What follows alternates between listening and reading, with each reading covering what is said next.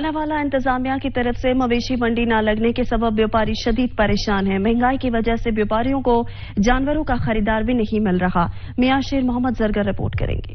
मानावाला में ताहाल मवेशी मंडी न लगने की वजह से व्यापारी हजरात काफी परेशान हैं। दूर दराज से आने वाले व्यापारियों का काफी मुश्किलात का सामना करना पड़ रहा है। इनका कहना है कि खुराक महंगी होने की वजह से गुज़िश्ता साल की निस्बत इस साल जानवर भी महंगे हो चुके हैं। ऊपर से महंगाई ने अवाम की कुव्वत खरीद भी खत्म कर दी है और इंतजामिया की जानब से मानावाला में मवेशी मंडी भी कायम नहीं की गई। मानावाला ਦੇ ਵਿੱਚ ਬੱਕਰ ਮੰਡੀ ਨਹੀਂ ਲੱਗ ਸਕੀ ਹੈ।